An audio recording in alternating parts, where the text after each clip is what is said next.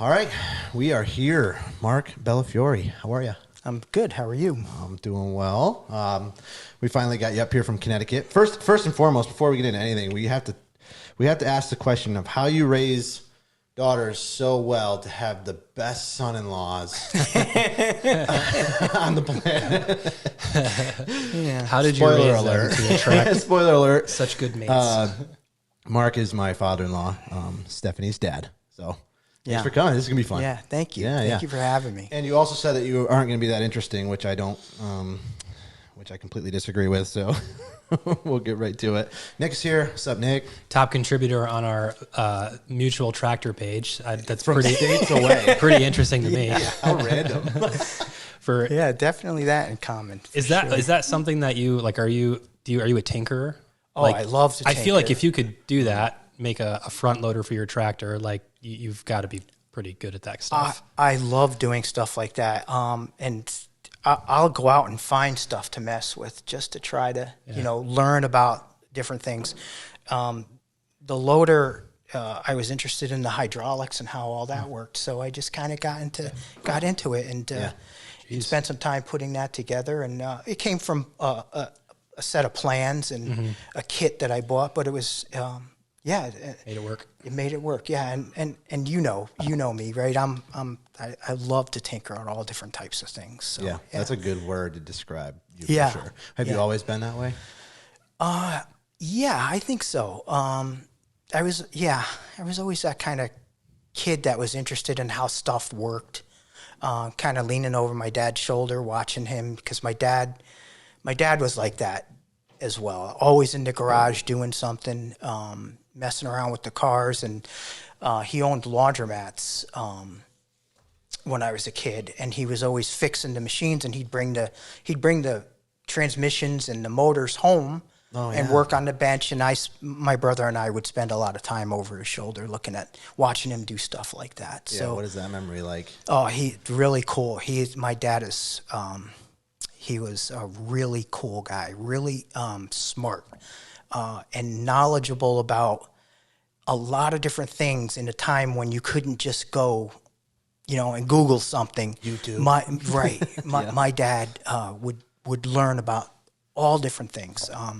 Yeah, really cool guy. Yeah, that's pretty neat. Yeah. And you have that memory forever. And does it feel like a way to connect to him somewhat now? He's gone a long time. Since I was 26 when he passed, but I draw on all those things over all those years. I draw on that, and I like to, I try to be like him. So, and that's part of that, that I take a lot of joy out of tinkering. I connect with him during that tinkering time. Yeah. When I'm messing around with stuff, I think about my dad, and I'm closer to him when I'm doing things like that. And that's the alone time, whatever it might be. Yep. So, yeah. What was growing up like for you? We can start right from the beginning of Marc Bellofiore and kind of. Yeah, so I grew up in Stamford, Connecticut, a little town called Springdale. We had a beautiful little raised ranch. My childhood, and this is why I kind of said earlier, I'm really not super interesting because I'm pretty prototypical about how I was. Okay. I grew up on a perfect little street with a perfect little house, and my parents were they loved each other very much and very stable. And my dad went to work, and my mom was home, and so that very typical, prototypical type life. Yeah. But my dad was very strict, very demanding of us, right? And not so much that we did great in everything, but that we tried. He disciplined us. So there was that part of it, but a really nice childhood on that street. Lots of great memories of friends. We played wiffle ball and Nerf football on that street. I have very good memories of my childhood, and I feel my parents really set me and my brothers up for for success later in life. So yeah, really great memories of my childhood. It's funny that when we talk about growing up and testimonies, or you know what it was like for people, it's more interesting for people to hear from people who struggled or had struggles in their lives growing up and coming out of that and then telling their story. But I have a little bit different opinion about that, because I think it's such a testament to your parents and the legacy that they left, that you didn't, that's not how you were raised, that they were a stable place for you to live. What a great thing. What a great thing to tell people. What a great thing to let people know about, you know, how well you were raised. That's a great story. Yeah. And my dad's beginnings, both my parents really, they're much more humble. Their beginnings. My dad came from the Bronx and grew up in a really kind of tough environment, but was able to get himself educated. He graduated from CCNY as a electrical engineer, and was determined to take that next step. Right, so to go from that 1-bedroom apartment to owning his own home, and he did that, and he took great pride in that step, and he did very well throughout his life. He owned, like I told you before, he owned laundromats.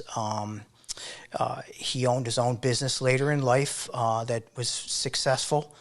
My brother and I actually ran that for a bit of time after he passed. We worked with him for a number of years, but he was determined to take that step from, you know, growing up in the Bronx and that humble beginning to that next step, and he definitely did that.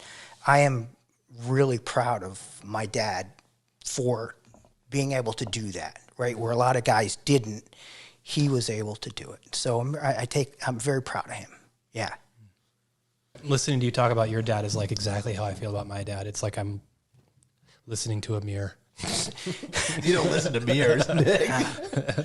Yeah, it's really cool. Like, and sure. especially hearing you talk about like when you tinker or when you work on stuff that it reminds me of your father. Like I feel like that is how I will feel too. My dad's brilliant, and he can, you know, fix any vehicle, can do anything. Like he's always been like that. And I feel like, man, it's like, that's probably how I feel like that's how I'm going to feel. Like, thankfully, like my dad is still around, but and cherish that. Yeah. You young bucks, cherish it, because it's a hole, and he's gone 35 years. It's not sharp anymore, the pain, but it's there. So cherish that time with your dad. If that's the advice, if you pull anything out of this conversation, cherish your dad and love him. Your mom's too, obviously, but you're that special place for your dad. It's important to have that. To me, and I know you feel this way, but I know how you are with your dad, but my dad was Superman to me. You know, that's how I feel about him. I still do. Yeah. I draw on the lessons that he taught me in the short time that I had with him. I'm alive much longer without my dad than I was with him, but he is the most influential man in my life, and there's no question of that. So I draw on that all the time. Yeah, all those lessons. It's a lasting legacy you think about. Yeah. Oh, my goodness. I miss him enormously. I think about him every day. He comes into my mind. So, yeah, it's a blessing that you guys have your dads, and hopefully for a long time to come, to draw on that wisdom that they have and to honor them, right? So, okay, so tell me a little bit more about your mother then. My mother is... you are married to someone who is very similar to my mother. Yep. I've heard that. Tough. Yep. And sharp. Very sharp. My mom, my dad was a very strong person, but my mom was equally strong. And would in those days, you know, you had your typical family where the father was the head of but it wasn't really the case for us. Like my mom pulled weight. Yeah. And very just a tough lady overall, but very smart as well, like my dad. I think people draw to each other that similar levels of intelligence, and I think she was very intelligent and very. I can't say how tough she was. But like I said, Stephanie is very similar to her, and I kind of, I guess I don't know if I consciously thought about this, but I raised my daughters to be tough women, right? I want them to be to not take second place to anyone, to go out and lead and be leaders, right? And I think that her Stephanie is very much like that, and I think that works great for you guys. I love the dynamic between you and her, where you're that partnership, right? You're both alphas in some ways, but you have that relationship where you defer to each other where it's appropriate to defer, right? And my parents had that. I have that with my wife in a way. My wife is a bit different in that she will try to defer to me and let me make decisions, but I rely on her, right? And she goes and does things that she's better at me at a lot of things, and I defer to her on those things, right? So I mean, my wife took lead on raising our kids, and again, we're different than you guys, right? The way we looked at parenting is different than you guys, and I love the way I've heard you talk about parenting. I see you parent. It's different than what we did, right? She took the primary lead. She took lead in parenting, and I deferred to her. And it's interesting because I see how you are and how Luke is, and the things that you do a lot more things in terms of just like the everyday stuff. I may have been a little detached from the everyday things when compared to you, but I was a different type of dad. But I push my girls. Very hard. My son, he's different than my girls. My son is not. Both my girls, they're kind of alpha, and they'll go out there and they'll try to lead and they'll try to push. And my son, not so much, right? My son is very quiet and introverted. So I took a different approach with him. Right. Yeah. You know, the way I would try to motivate him to do things was a different way than my girls. I really didn't have to push to motivate. They were self-motivated, both of them. In different ways. I think, and Stephanie's a lot like me, where Stephanie will look at a task and say, and I'll do this to myself, and you can ask them, I'll say, there is no way I can accomplish that goal. And I'll like beat myself up about it, and then I will step back and say, you know what, no, I'm going to get after this, and I'm going to get it done. And I think she's a lot like that, right? I've seen her go through that. She would come to me during her college years and say, I can't do it, Dad. There's no way I can do this. I can't do all this stuff. And I would say, you know what, Steph, why don't you just take a day or so and think about it. Come back. And she would go and mull over something and then say, yeah, I got this, Dad. I got it. So a lot of self-motivation there. I think we started out talking about my mom.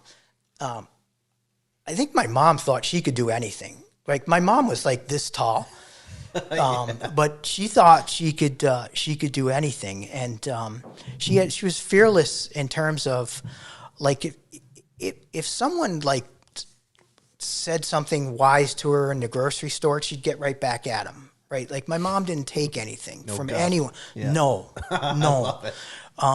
You know, and that sounds awesome. Yeah, man, I wish I could have met her. I'll give you a good example. And this pretty much it kind of says her in a nutshell. one day she brought one of the kids home, and I forgot which one it was. Stephanie. It was Stephanie. Yeah, because right? I know what story you're going. Yeah, okay. This is perfect. So she brought Stephanie home, and Stephanie went in to go in the house and said she heard something in the house. And my mother said, "What do you mean you hear something in the house?"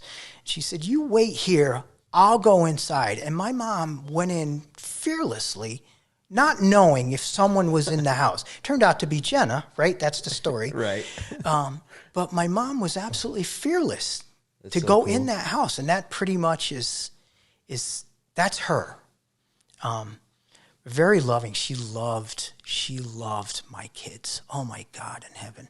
And they loved her. And I'm sure, they talk about her all the time. Yeah. And that makes me enormously proud, and happy, joyful, right, that they love her, yep. right, and those memories of her, those will endure. That makes me very happy. So yeah.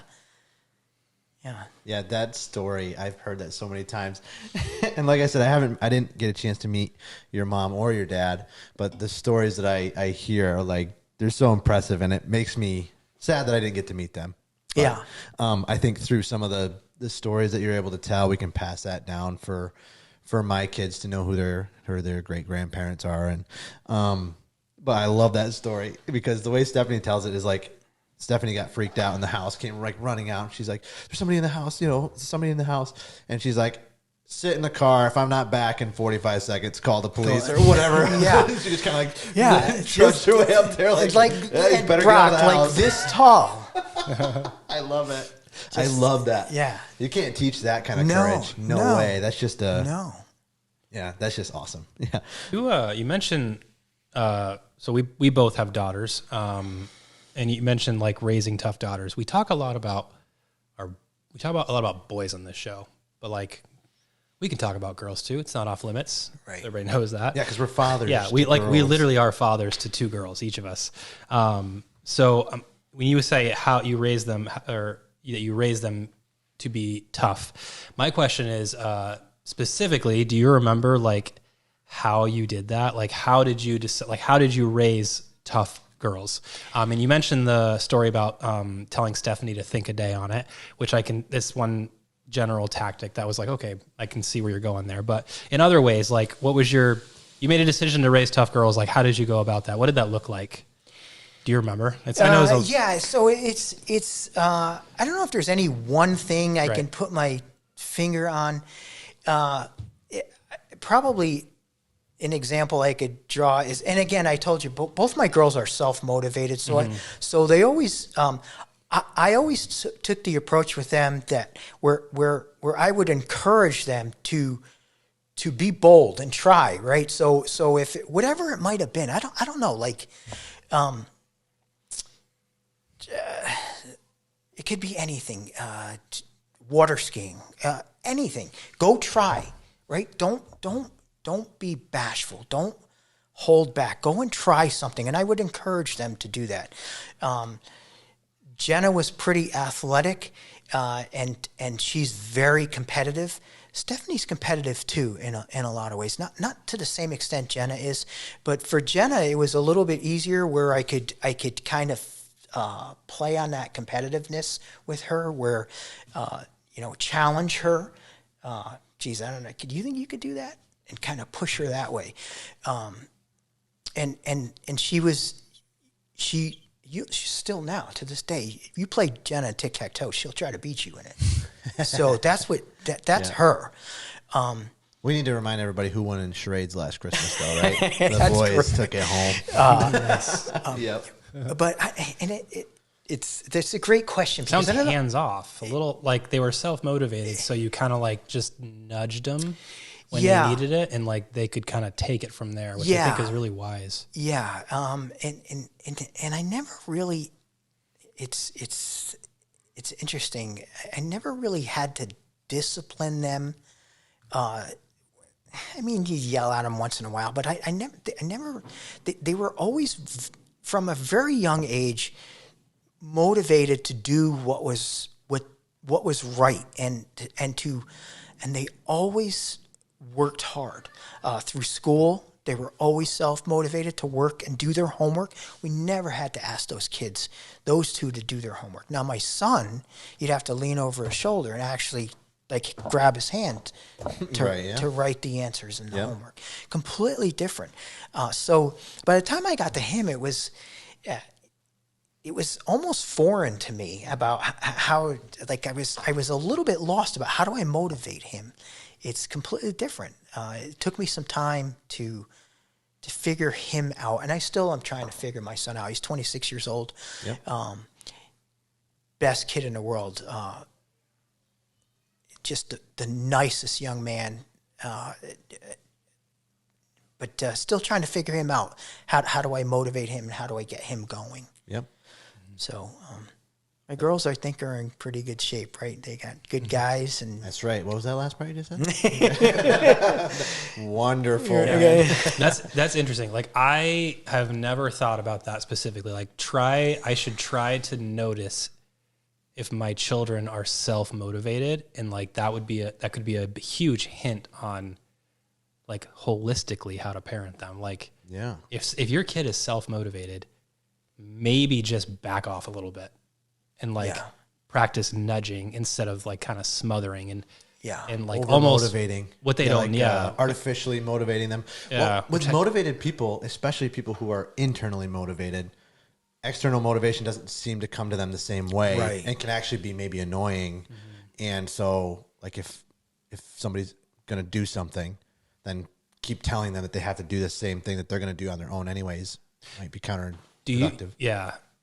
Right. It's almost like smothering. Do you remember noticing an age when, because I feel like I'm assuming that to a certain degree, like most 5, 6, 7-year-olds, like if even the ones that turn out to be correct me if I'm wrong, turn out to be self-motivated, like at that age, you kind of got to hold their hand a little bit. Like my 7-year-old is in school, my 5-year-old starting school. They may turn out to be fairly self-motivated individuals, but like, I feel like, do you remember an age where that really started to show and you had or were they always like that? So Jenna, I noticed earlier than, say, Stephanie. I'd noticed Jenna being more. I thought she was.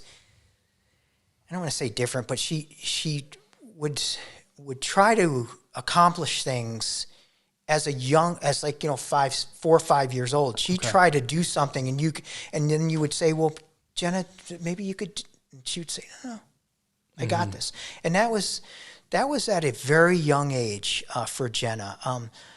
Stephanie, a bit later, but maybe 8 or 10 years old, where she got kind of stubborn and would say, "No, I don't want your help. I want to do this."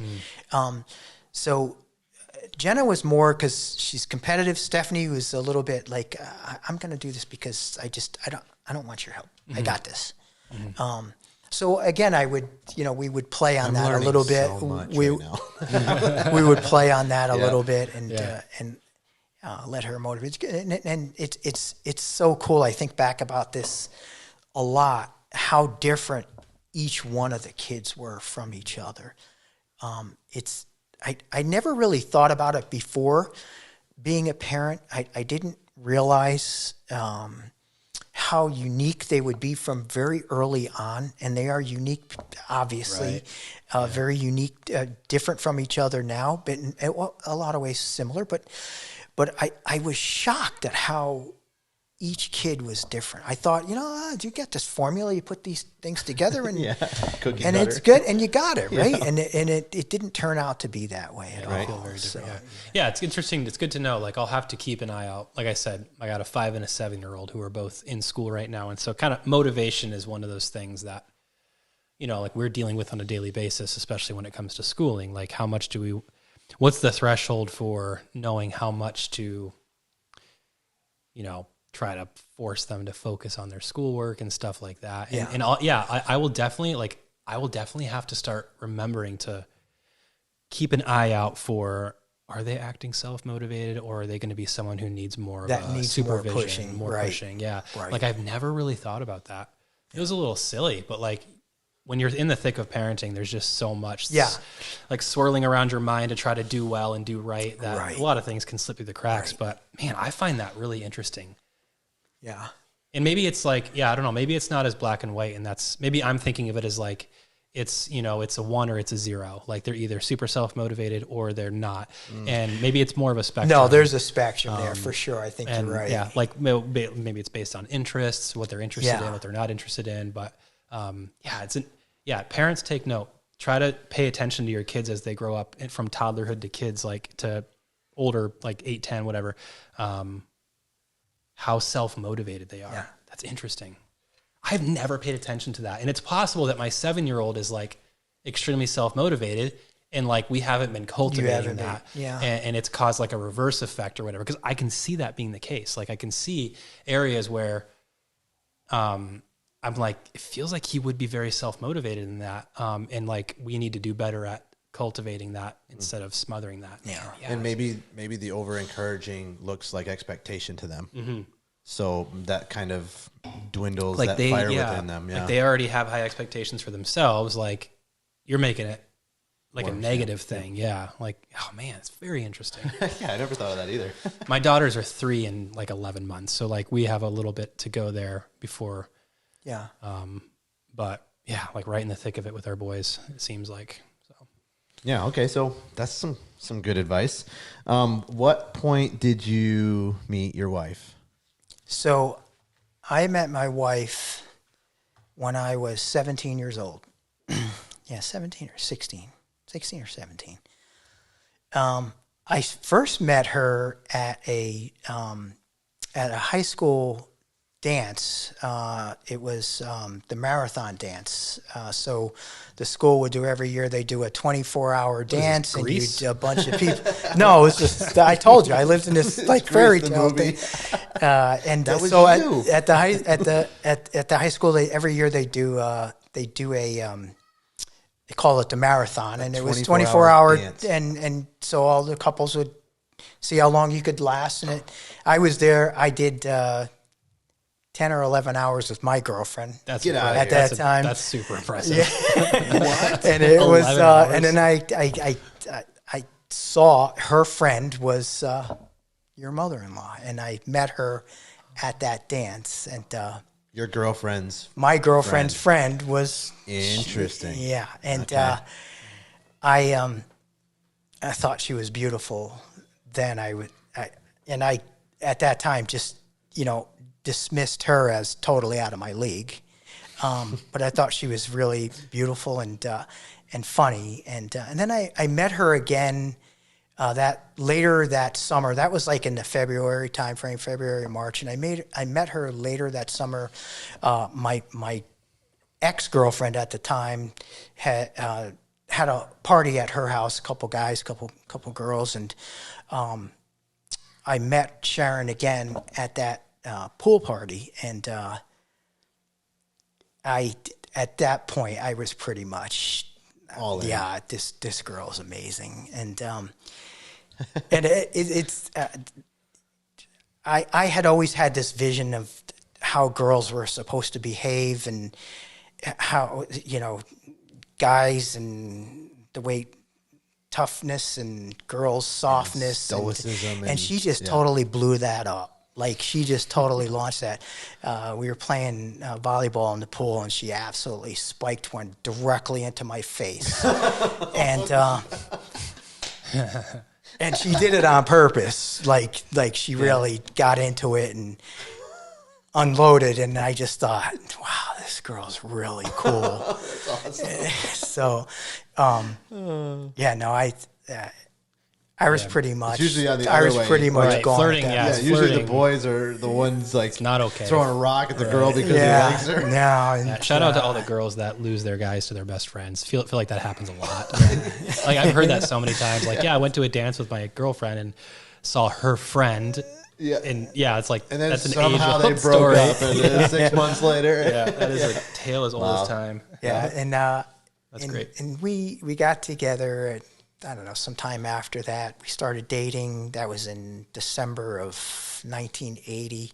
We dated for a couple years, and then we split up while I was in college and got back together again when I was a senior in college, and we never looked back from there. She is the love of my life. I fell in love with her. She probably doesn't even know this, but at that pool, I knew that I loved that girl, and it's been a lifelong thing with her. She is the most important person in my life, obviously. We joke around about this before, about her influence on my kids. She was the lead raising our children, and I deferred to her on that. She's way smarter than me on that stuff. And she's a remarkable woman, a remarkable mother. Your daughter will tell you. All she focuses on is her children and now her grandchildren. Yeah. And I love her for that. It makes me, that brings me great joy too, to see the love she has for our children, and the investment she has made in our children and our grandchildren. She's a remarkable woman, and I'm grateful for her. Mm-hmm. I don't know where I'd be without her. I am grateful. Or your kids, right? Yeah. Like, God bless moms. Yeah. Like, I feel the same way about my wife. I don't, sometimes I just feel like I need to shut my mouth and defer. Cause like, if my kids are raised by my wife, like they'll be good. Yeah. And it's probably, like message to all guys or all husbands, like, don't forget your wife is like specially equipped to be like, what you are saying is exactly how I feel about my wife. It's like, just, if I just backed off a little bit, she knows what she's doing. And I'm very thankful that, my kids have her specifically. And I'm starting to learn that, while I'm thankful, I may not be unique in that, like that there is a special, like moms have a role in their children's lives. And husbands need to like recognize that, that there's just something about the temperament and the nature of like a woman that God made them gifted built for raising children to do that. Right. Yep. And she didn't just accept that role of being mother. She embraced it. It became her, it was her focus. Like people go to work every day and do their job and attack their careers with vigor and passion. That's how she looked at raising her kids. Was like a vocation that she attacked it every day. And I think back on the things, like my kids had breakfast. They had like perfect, like on time breakfast, right? Lunch, dinner, perfectly arranged, structured. She devoted herself to that.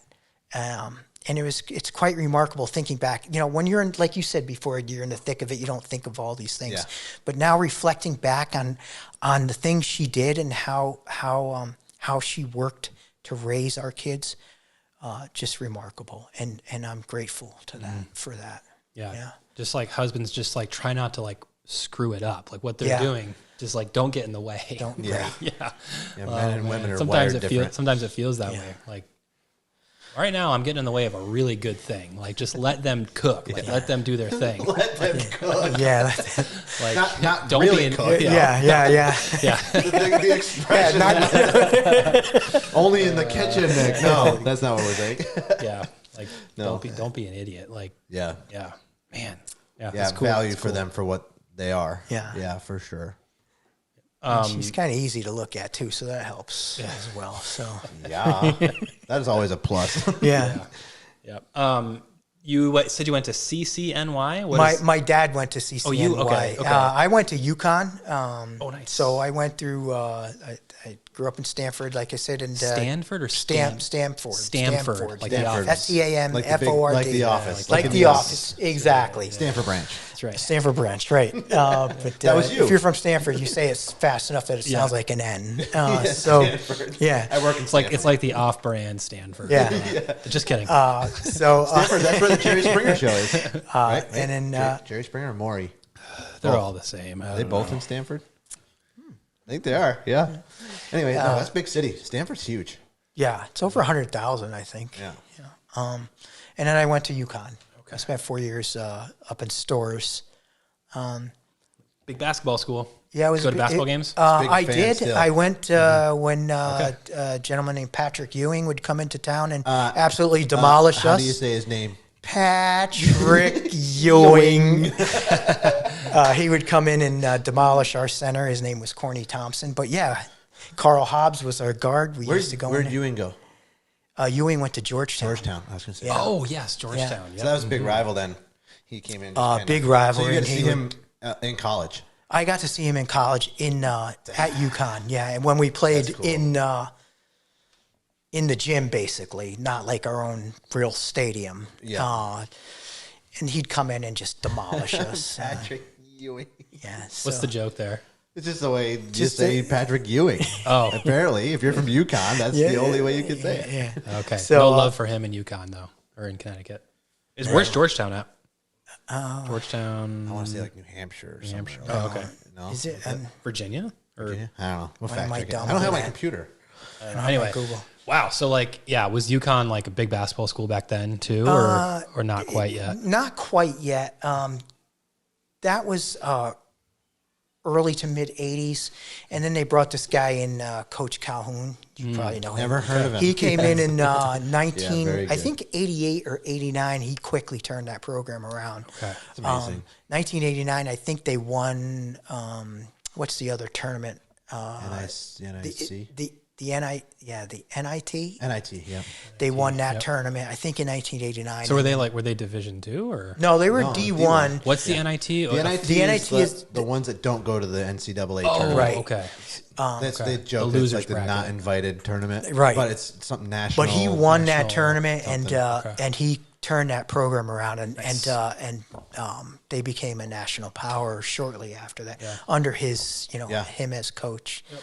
and still, they're And always they've been like premier. I think they're basketball ranked. programs. Last I saw, they were ranked 20th or something. So Okay, but Well, they won recently, when they just win 2 years ago? Yeah, very yeah, recently. last year. Last year. Yeah, they won won two in a row, last year. Yeah, How are they ranked? Oh, because they lost a bunch of guys. yeah. Yeah. So Still, yes, but they've yeah, always so been top big- 20 big- They've programs. won 17 national championships. big basketball program. Then was a big part of UConn life. Not so much football or baseball, but they had pretty good. Definitely Pretty good baseball team. Yeah. Do they even have good, a football very. team? Yeah, they? Yeah, Okay. they do. Never heard of them. Must be a reason. Wait, They- yeah, UConn. One of my good friends was the starting center fielder for the Huskies. We had some athletes that lived in our dorm. Guy's name was Dave Darling, very good ball player. So I knew some of those guys on the baseball team. It was a up and coming program at that point. I don't know where they are now, but they were Dave up and coming. Darling. That's a player's name right there. Yeah, Dave Darling up to bat. and he's a good ball player. Yep. Yeah, super fast. Good guy. Yep. And what did you study when you were at UConn? So I studied marketing. My intention was that I wanted to get through that school of business, and I wanted to help my dad because my dad had his own business, and I wanted to help him. And the thought was to work for him and learn under his guidance, and then one day run that business. I did not expect my dad to live 4 years after I graduated college and pass away. I expected him to, to be with him Live for a long forever. period of time, pretty much, Right. because he was Superman to me. So, Yeah. I didn't get all that time I needed to be able to learn. When you're 26 years old, you still have lots and lots of things to learn. Yeah. So. No kidding. But grateful for the time that I had with him because I worked right next to him, shoulder to shoulder with my dad. And I got to spend 4 years of wonderful time right with him. And I wouldn't trade that for anything. Those 4 years I saw him every day. And that's a gift for me. That's a gift. another gift about him is I think of my dad. My dad, when he passes, he's younger than I am now. So I only remember my dad as a young, strong guy. And I try to draw on that as a gift, right? Because you can see parents, you know, go through the stages of life, and sometimes that's really difficult. I don't have that burden. I wish I had my dad, but I don't have that burden of seeing him be something other than Superman, right? So that's my memory of my dad. So you ended up you did 4 years of marketing, and that's what you. I graduated with a degree in business, and then immediately started. So I graduated in May, and my dad gave me a couple weeks off and said, "You starting in June?" And so you went to work with him for 4 years. I got to work with him for 4 years. Yeah. What did you do? Like, how did your life change after? It's like, I mean, I know obviously. So he had a pretty career-wise, like, he had a pretty successful business, and the business was contract manufacturing and cables and harnesses. So back in that day, if you think of always something like that. Gosh darn it, it's always something like that. Yeah. Like this, I make a joke when I worked. I did custom cabinetry and furniture sales back in the day, and there was a customer we had who did like wholesale plumbing, and he was like rich. He like did wholesale plumbing supply. Yeah. Like that's how he made his money. So we joke about like it's always the odd things you've never heard of that like. Yeah. Make the most successful things, and cables and harnesses is like getting thrown right in that category. It's funny because you have to describe that to people. Yeah. What are you talking about? So I usually use the back in the day, if you had a printer, you had a cable that would go from your printer to your computer. Mm. Those kind of cables. What's that? Oh, I was picturing like a belt and a pulley, or like a, you know what I mean? Like a harness for like. You mean like a wire? Yes, sir. Okay. I know what you're talking about. We still have those. Like some printers still. Am yes. I? Yeah. Some do. Yeah. Okay. So back in the day, you would make to me like I have no idea what you're talking about, which had me confused. Like, okay, no, a wire. I got it. Yeah. And contract manufacturing. So you would. So in Connecticut, there's a lot of mid-sized businesses that build their own product, but what they'll do is they'll sub out assembly work, and we were the guys that would take on that assembly work. Okay. All right. So we'd have folks that would put together, say, for example, printed circuit boards. Okay. And that was his business. It's kind of how I got into my career. Kind of flowed as a result of that. Yeah. That knowledge. Wow, and that's cool. So his business was fairly successful. When he passed, there was probably, including my brother and myself, maybe 15 people working at the company. Wow. 15 or so, and it was a nice business, and he was making money. He did very well. He owned a nice lake house on Candlewood Lake as a result of that business. And when he passed, my brother and I, who's younger than me, my brother Mike, we ran that business. I was 26, Mike was 24. We tried to run that business, and we did successfully. We took that business from about 15 people to about 40 people in a few years, and really running a very, I would call it at that point, very successful business. We started to make pretty decent money between my brother and I and our family. And we started to expand the business and look for new space and grow. And we did very well for a few years. Oh. But what we did, and the lesson my dad had attempted to teach us, was to moderate and to take the small steps, right? And be very sure of where you're going. Don't just dive into stuff. And my brother and I got very ambitious with our business. And it was successful enough where we had folks coming in and saying, "Hey, we're interested in your business. Would you like to sell your business?" Wow. And we on a few occasions said, "Heck no, we're not doing that. We're going to blow the roof off this place. Mm-hmm. Right. This place we're gonna Yep. we're taking it to the next level, and some things happened. The market completely changed. It's Soon after that. What yeah, year- the what year market. is this? So he passed in 1989. I would say from 1989 to mid 90s, the business was very successful. But then what happened was there was a real push to go offshore with a lot of the product we were building, and a lot of the services too went to much larger organizations. So, so like a printer cable that you would sell for $45 or $50, you could now import from Mexico or China. It would be $3. So it became really, really difficult to compete with that. So, to keep up, we would do things like try to reduce our pricing, and the margins kind of eroded. And I don't want to get into a school of business here. But, Please do. But Nick's a business guy. But Please don't stop. Yep. you have to be mindful of your margins at all times, right? And and you have to be very cautious about expanding your business and how you go about doing that.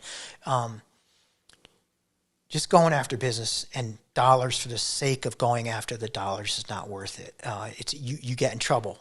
And that's what we did as young men. That's what we did. You guys are a little farther along, I think, and you're in your 30s now. But you're in your 30s, right? Yes. Yeah.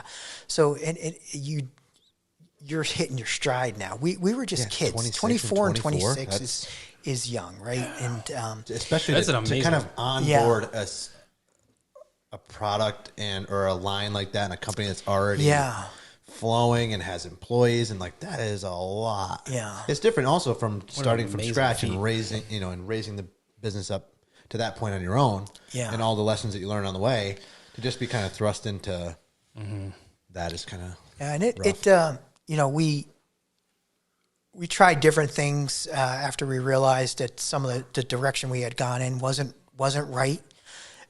It's hard for me to say it even now that that we took our business in the wrong direction, but we did, and we both acknowledge that. We tried to do different things to change what the business was and the types of markets we were going after, but in around the late 90s, we realized it wasn't going to work for us, so we kind of let that slide, and both got into different things. My brother got into real estate for a little bit. I went and worked for another company that was similar to what we were doing. They built sheet metal enclosures for the same customers that we were filling the enclosures, right? So we do the contract manufacturing, stuff the printed circuit boards, put the wiring in. He would build the cases. Yeah. He would build the metal cases. It's called Advantage Sheet Metal. And I worked for those guys for a couple years where I'd go out and sell for him, and did pretty good with him. But eventually that business got more challenging too. There was good margins in that, but then as always, other larger manufacturers started coming in, and so I went and did something different for a while. I went out on my own again as a salesman. So I picked up a couple of principal manufacturers that I went out and tried to sell for. Advantage was one of them, so I'd go out and try to sell his sheet metal enclosures.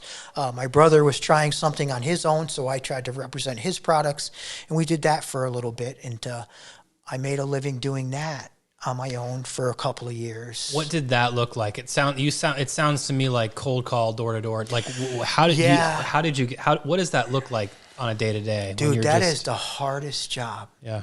To go out and try to sell a product, and it's basically what you described, right? Door to door.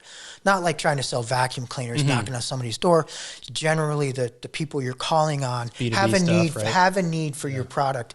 It was just a matter of, could you get in there and offer something that was a little bit different to try to get them to take a look at what you had. I did okay with it, but a really difficult lifestyle. And I did it all in Connecticut, but a lot of leaving the house at 6 o'clock in the morning and driving all over the place. trying to meet different people, and coming home at 8 o'clock at night. Just a really challenging type of existence. And ups and downs with that, where, okay, I sold something really good. Next month I'm going to get a nice check. Or I didn't do so well this month. I have no money coming in this month. So that was really hard for me. And the kids were little at that point. So like mentally as a provider, that was a real hard thing probably for you to, as a man to just hard. And selling is, in my opinion, the hardest job. I don't know if you find it difficult trying to sell your business. Yeah, I think it's hard. Yeah. 100%. Yeah. One of the hardest things, yeah. There's a lot of guys that we talked about being competitive. A lot of guys, salesmen, are ultra competitive, right? And I am too, to an extent. But you have to have a certain type of mentality to be a very good salesman. Did you? So there's levels to it. I found like there are the pharmaceutical guys that, you know, walk in with the $1,000 suits and the $50 haircuts, and like there's that style, and then there's just regular, like, you know, I've found that the best way that works for me is if you believe in what you're selling. Yeah, it's a lot easier. Yeah. What was your style? Like how did it look like for you? So my style when I try to sell something is I joked around about this before. I'm not like a super funny guy or outgoing guy. So I just try to be as personable, as real as I can, right? And just try to understand what is that guy looking for? Why does he need what he's looking for? And how can I kind of tailor what I have for him, right? How can I make him think that you can't sell, like, you're a smart guy, right? If I tried to sell you something that you don't need or want, I'm not going to ever sell it to you. But if you need something or want something that I have, and there's a couple of guys around that have the same thing, I need to differentiate myself, right? To a smart guy like you, I need to figure out how I'm going to approach you. I spend a lot of time thinking about or trying to read a guy. What is that guy? What is he trying to do? Is he passionate about his product? Can I feed off of that? And can I try to leverage that to my advantage? So I always was looking for a way to leverage try to figure out if I had any advantage and then try to leverage that somehow, some way. Very hard, very hard. There were the days, I got one in my head right now, where I pulled up to a place in this beat up old 1994 Ford station wagon. I pulled up, I got all my sheet metal parts, I got my wires and harnesses, and I'm going to go show this guy. I got my brochures. It's a ratty old building in Naugatuck. I open the door, and it's this old, ginormous guy sitting in a chair, and two younger guys, completely jacked. And I walk in this place. Mob. Yeah, and I walk in this place. I'm like, it was a Friday afternoon. I walk into this place and I say, "Hey, I'm Mark. I sell sheet metal products, and I understand you guys might have some need for that." And one of the young guys looks at me and says, "Dude, it's 4:00 on Friday." So I'm like, "Oh man, okay." So I turn around. I get back in my car. I put my car in reverse, and I hear a yelping. I ran over their dog. So, needless to say, they weren't buying anything from you. No. They didn't buy anything. So you're like, good thing I sell pet caskets too. So I'm like, okay, I'm gonna get killed. Yeah. This is it. So do I just take off and leave the dog in the driveway, or do I? So I thought, you know what? Be a man, take your beating, go in there and tell them about their dog, because the dog wasn't dead. The dog was kind of like, he was cut on the top. So I went in there and I'm like, I just ran over your dog. And the old guy goes, he looks out there, he goes, he'll be all right. That's not the first time he's got run over. Oh, man. So they just started, like, they kind of laughed and they said, you're not having a great day, are you? I'm like, no. So that lesson, that was one of the like final things that got me to where this might not be right for you. Go try to do something different. So I did. I ended up finding a job at another sheet metal shop. I went out and sold for them, but they had a good established customer base. So I was working with companies that were already buying the stuff and developing new product and working with them to develop new stuff, which is what I like that part of it. So working closely with someone to design something from the initial stages, I love that. That's the tinkering kind of thing. Right. Yeah. So I got into that and spent a couple of years doing that, and then it was fun work, but I didn't make enough money to really like go to the next level. So I ended up looking for something else, and I worked for a company called Whitman Manufacturing. They make robotic equipment. Their equipment, they're in Torrington, Connecticut. Their equipment picks up plastic parts out of molds. And I was a purchasing manager for them for about 4 years, till 2009.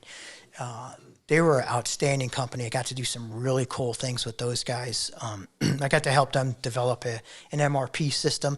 They were a larger company, but they were kind of behind the times with MRP and being able to inventory the right levels of material and purchase the right way. So I got involved in that, and I really liked that job. But what does MRP mean? Materials requirement planning. So when you build a product, a computer system will assist you in planning your material requirements, right? So I get an order. I get an order for a widget. I get an order for a number of widgets. Like economics and stuff. Yeah, widgets. I get an order for a number of widgets, Nice. And how do I plan material appropriately to supply our production line to build those widgets? And that's what I did, right? So, and I had planners, I had buyers, and I had inventory stockroom guys that reported to me there. That was an awesome job. That sounds to me like that sounds to me like CNC programs for like wood shops. Like you put a cabinet in and it can spit out how much of your raw material you need to start with, and then it tells you which ways you cut it. And like, is that like that kind of so this is like a bill. Think of a bill of material that has a bunch of different parts in it, and then your MRP system. You load orders for this top level product, this bill of material. There might be common parts that are in this other bill of material for this other product. So your MRP system will take all these different variables and say, here's how many of this one washer you should inventory in order to support this product line. Got it. Right? So that's cool. So I found that work fascinating because they had some issues with being able to adequately stock and turn around product to support their customers, turnaround times that they needed. Right, So I was very proud of the work we did there to kind of turn that around. We shortened their lead times, their end lead times. We were able to reduce their inventory levels. All of the stuff that like is like very commonplace in businesses nowadays that like we kind of take advantage or take for granted. Like, there was a time when you guys were like, people like you were working on selling these products that could take businesses to the next level that are now kind of commonplace. Yeah. But the weren't strategies, always. the strategies, right. That's really cool. And then your mother-in-law dragged me to a birthday party for one of Eric's friends, and I met a gentleman there who knew my dad. This was in 2008.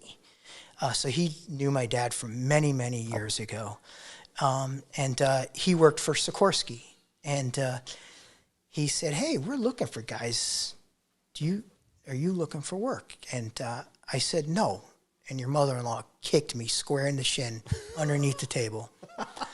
So I took that as a subtle That's called signal opportunity. that perhaps Opportunity. I should take that opportunity. Opportunity knocking. Yeah. And again, kicking, You are so wise. And again, so grateful to her for kicking you. for kicking me because I work for Sikorsky now, Lockheed Martin, and I've done that since 2009, and loved running my own businesses, loved doing all those different things.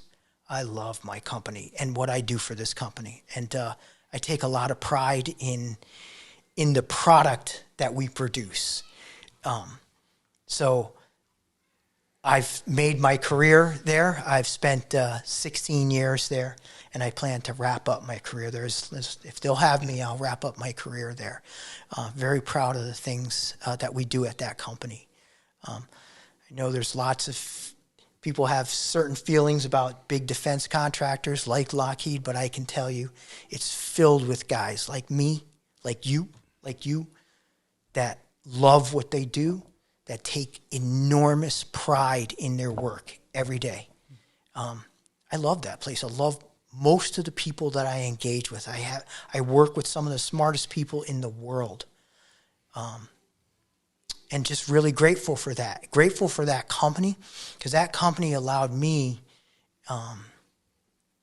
to take a breath, right? From instead of always chasing something, how am I going to do this? How am I going to get to the next step in life? That company allowed me to focus on my career, do my job there, but also have a life, a stable life, right? And meet my obligations, right? Yep. And set me up now as a 61-year-old guy that I'm thinking about. I'm going to retire as a young man to be able to play with my granddaughters and my grandson. That's what I love that company. I'm very and I can assure you guys, and I don't know how many people will see this. Billions. We are not the companies like Lockheed Martin are filled with people just like me. All they want to do is the right thing. Go to work hard, deliver a product. I go in every day with passion about my work because I know what I'm producing is going to save some Marine somewhere someday. It's gonna do something remarkable. The product we build is going to do, the aircraft I am involved in is going to do something remarkable at some point in time. So, and it's going to pick up somebody's kid who needs to get picked up, who needs to be brought out of harm's way. So I go into work every day and I push my team to think the same way. What you do today may have some impact on some kid sooner rather than later. That's pretty cool. Just to piggyback about what you said about business, we just had Bob Chamberlain on, and you don't know him, but he talked a lot about like kind of finding your passion. And he was never a guy who like, that's what I want to do when I grow up. Like that's what it's going to be. And then just going like full tilt toward it. Sounds like the same exact kind of story. It wasn't like you woke up when you were 5 and you're like, I'm going to help supply parts for helicopters that are going to save people all over. And no, it wasn't. And, it was a whole journey to get to there. And it all ties back to, we started this conversation about tinkering. It doesn't matter what it is. I'm going to try to be the best tinkerer I can. Yeah. And I'll try to do the best I can with that thing that I'm working on. Yep. I found a niche at Lockheed where I was able to be passionate about my work and to take great pride in my work. I grew into that, but I didn't, to your point, I didn't think, I'm going to be spares manager for CH-53K. Yep. I didn't think that that's what I was going to do. But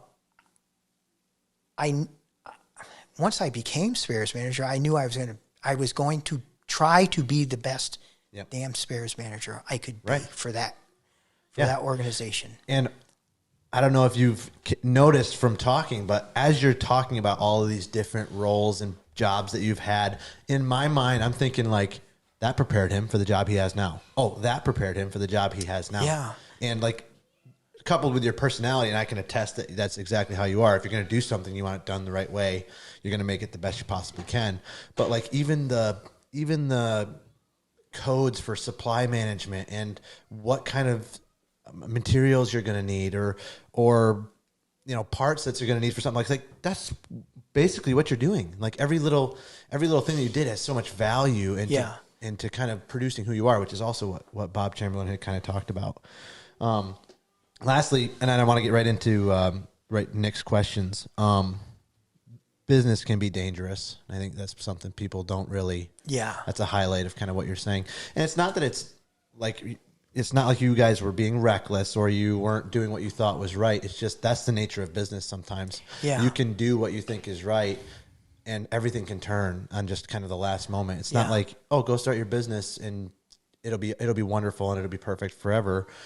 There's something to that uneasiness or instability, and even owning our own businesses, like you lose a valuable employee or the economy shuts down, and now what do you do? And I think it's cool that you were able to find a place to work that was more solid for you and kind of gave you that focus outward for your family and the future, and how that would be different. So I think we throw around the term entrepreneur like way too much. So like, this is Nick's personal opinion, disclaimer. But the definition of entrepreneur, according to Oxford, is a person who organizes and operates a business or businesses taking on greater than normal financial risks in order to do so. Yeah, so we think of entrepreneur as starting from scratch. Anybody who... Exactly what you were doing. No, it's people who are willing to take a leap of faith that often involves their money. Yeah. And it's great risk, and it doesn't always work. And what's interesting is when you were saying how your father taught you to run business was analyze, make steps in the direction after much planning and knowing, almost like you could kind of foresee an outcome. And then there are other ways of, somebody else might be taught that you don't always know. Sometimes it is a leap of faith. And there are two very valid ways to operate. Mm-hmm. It's just what works for you is what you should do. But both are just as risky because at the end of the day, you still just don't know. Right. And I would argue that even if you avoided what you said was taking you said you got ambitious, even if you remain conservative and you did things methodically, like there are things that happen that you still can't foresee coming. Right. That is the nature of the market and running a business. Right. That comes whether you like it or not. And like I think that it sounds like it was part of your story and needed to happen. And you were an entrepreneur, and I think it's a good thing. I think an entrepreneur is a title to be proud of, and you embodied that at 26 years old. I appreciate that. Crazy. I appreciate that, and it's a nice way to think about it. And you made the point. It all kind of pieced together to build who I am. Mm-hmm.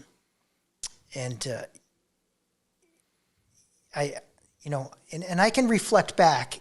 I'm man enough to reflect back and know exactly where I went this path, what I should have gone this path. And that's part of growing and learning. Mm-hmm. I'm 61, but I still want to grow and learn. Mm-hmm. And I want to help you and Steph and Jenna, make good decisions and I have some of that knowledge. You guys, I think, are on a good path. I think you're on a good path too. I like you're diversified, right? You're trying to diversify. You're trying to do different things. So you get a little lull over here. You've got some cushion over here, right? We didn't have that, but that's a great thing.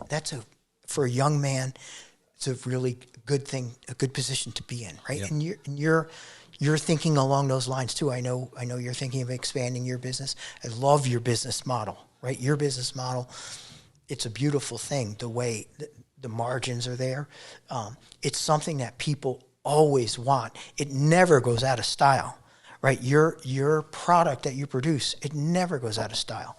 It doesn't really change, right? So, and you're always going to have good parents who are concerned about the safety of their children that are going to want that product, yep. Right? So, I don't know if I mentioned this or if I've expressed this before. I'm enormously proud of you guys for the things that you do. Proud of my girl for how she goes after it. Really proud of your business. I'm proud of you too. I tell Mark. him you're kind You're of help a cool me too, guy, right? You said you'd help them.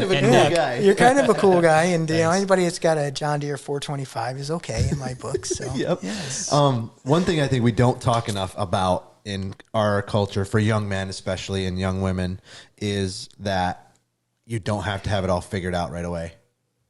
If you're in high school and you're talking to your guidance counselor in your junior year, you're expected to have it figured out what you want to do. Yeah. And like, it's actually okay if we take a step back and give yourself some time to grow and figure out what your passions are or whatever, instead of just jumping headfirst into things.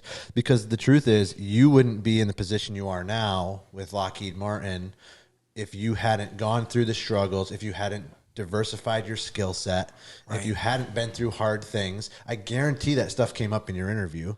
I know for sure. Oh, it did. Yeah. It did. So that kind of was just a big recap kind of what we've been talking about. But I want to get into your career. I want to say one thing about, because you brought up about selling. And I've always interviewed well. So the jobs that I thought I'd go after and go interview, I interviewed pretty well at those jobs. And part of that, a major piece of that, is knowing how to sell a little bit. I'm not a great salesman by any stretch. I'm okay. But to be able to use that has been helpful in me being able to, in interviewing for like my next, I've made a couple of career steps in Lockheed Martin to use that salesmanship to help that process, along with the body of work that I produce. Yeah. Right. And you would think like that's not a huge skill for you, because like what you were talking about before is like, I'm not a great salesman, but like you learned how to be a good salesman through that job so that you could later market yourself. So that you could move up the ranks. Yeah. Probably had a few jobs in my day that I didn't deserve because I feel I interview well too, and like my first job out of college. I somehow convinced these guys that they should hire me. And it was a very similar, I must have somehow had this whatever ability to sell myself that I didn't know I had at the time at 21 years old. Yeah. And that job did not work out. It was not my favorite thing in the world. And it was like, I look back and I'm like, what? How did I pull that off? That's hilarious that you say it that way, because I kind of feel the same. Anyway, you did, okay. He glossed over Sikorsky and Lockheed. Yeah. So we need to kind of figure out what exactly they do for like anybody who's listening who might not know. But then I want Nick to then take it from there, because I know he's fascinated by this. So you want me to tell you a little bit about Lockheed? What does Sikorsky do? What does Lockheed so Lockheed Martin is a large defense contractor, and I'll just give you an example. So they do many different things. But you would primarily know them for F-35 fighter aircraft. Roger that. All right. America. So America, right? Fifth generation warfighter fighter jet. That's Lockheed Martin.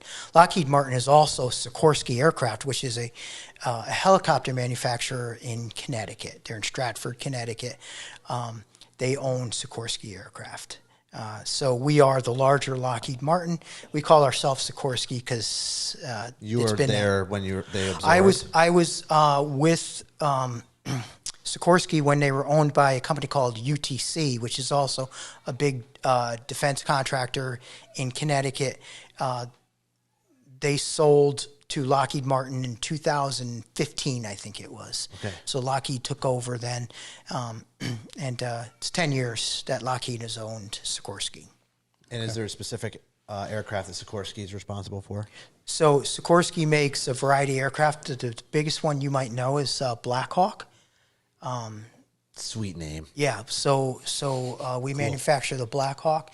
We've been doing that since mid to late 70s. We've been building that aircraft. We still build and deliver those aircraft to the U.S. Army. We also are developing a new aircraft to replace a heavy lift aircraft for the Marines. It's called a CH-53K. It's what I work on. That's my product. It's a it's a new development product.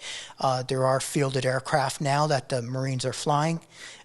My job is I'm a spares manager. So I am responsible for ensuring that the fleet has parts they need to maintain and fly their aircraft. I have staff that works for me, supports me to do that and deliver parts all over the place to support those aircraft. I get to talk to the coolest people in the world. I get to talk to colonels in the Marines, just awesome, super smart people, super driven people, challenge you to do the best you can. And I love that part of it. Draw out that competitiveness from you, right? And they know how to do that. They're masters at doing that.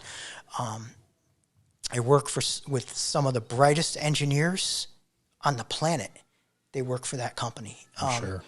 And they're just, it's a challenge every day to go in there and do a good job and try to measure up to those types of people, right? And try to keep up with them, and to deliver for them. You want to deliver for those people. You want to deliver for the Marines. So yeah, great company, great people to be around. That's the part I'll miss when I retire, is that competitive. I go in there, it's like when you do something good, it's, what it's like when you jack a double and then you hit a double into the gap. I get that feeling. You can always I get that feeling. Yeah. That seems to be the thing to do. Yeah, pickleball. Yeah. So there's probably nothing like that. Like you work at a company, like one of the top companies in the world. And I joke about taking up pickleball, but the reality is that you likely will not, I don't hope this doesn't make you further depressed about missing that, but like you likely will not find that anywhere else, just because of, it's not like you're leaving some great but local company where, like, you're leaving Lockheed Martin at some point, one of the top companies in the world, where they hire the best, like you were saying, all the things you were saying, I'm just going to repeat. Like, you won't find that environment anywhere else. Like, you're in a peak environment for that. And you're not going to find that. No, and I didn't get that same type of thing on my own, where I literally could step up from my desk, turn the corner, and walk into a tech fellow who is a world-renowned expert in structures engineering. And then just to be able to engage with him and say, hey, I got this problem, recurring problem on the fleet. Here's what I'm seeing. What do you think? And then have a conversation with that guy and be able to be completely lost. That's what I would be. Yeah. Well, so yes, but that's what I would that's be like. where the tinkering and the competitiveness. That's where I get like, you're smart, but I'm going to hang with you. I'm going to try to hang with you and figure this out too. That's a good workplace environment right there. I love it. Like when you have other coworkers driving that ability out of you to be so much better. I remember Jenna saying the same kind of thing. Like, so she said it was a great place to be, where you're encouraged. The company has a great culture of encouraging, working together and everyone kind of helping raise each other up. Raising each other to excellence. A lot of collaboration. They instill that in you to try to engage and try to, not just at the tech fellow level or the director level, but to try to engage with people from the new folks, get them thinking, get their juices flowing, get their input, right? And pull. When you have smart people gathered together, you can do unbelievable things, and that's what this company does. Yeah, this company produces really cool things. And that culture is, like Tyler had mentioned, like the culture is the rising tide that lifts all boats, as opposed to a corporate environment that, like, they step on each other to get a leg up. Who's trying to get above the next person? I don't want to help you figure out your problem. Or they'll give you misleading information. I mean, you guys are smart. There's people like that there. Yeah, for sure. Everywhere. But for the most part, it's filled with people who want to do the right thing and deliver the a quality product to the customer. It's our own kids who have to fly in those helicopters, right? It's someone's son or daughter or whatever Yep. that's going to ultimately fly in that aircraft. So build it And right. There's like a pride in the work. excellent. Yeah. Build it right. So my pap, my grandfather worked for Rocketdyne / NASA, whatever. I don't know much about it, but I know that he worked for a company called Rocketdyne that did contracting for NASA, I think is the idea.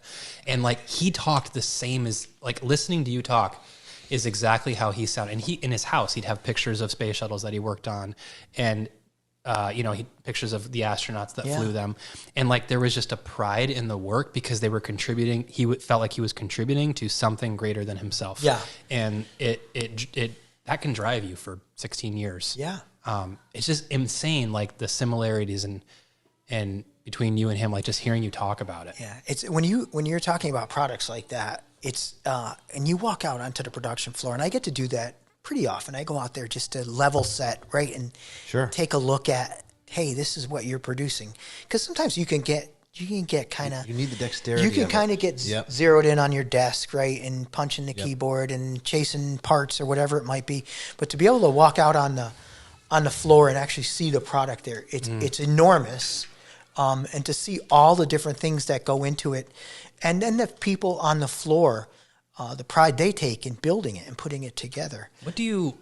This kind of all for me. It kind of all comes back to, like, what do you think as an organization? Like, is this Lockheed Martin intentionally cultivating this type of culture over the decades, or is this just human nature's desire to dive into something that they feel is greater than themselves? Or so, like, what is it? I think it's a combination of both. I think it's